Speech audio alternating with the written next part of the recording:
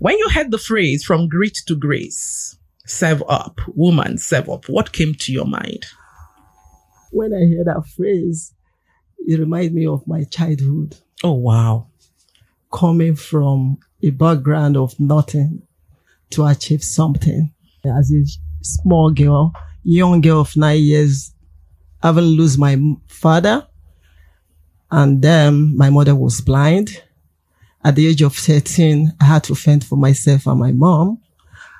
I also had to be the breadwinner that will bring food to the table.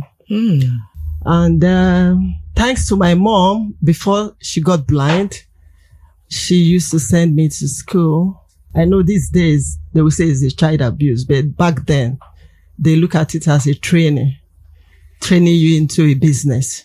Then she used to say, it's okay, you have to work. It's holiday. You have to learn how to do business.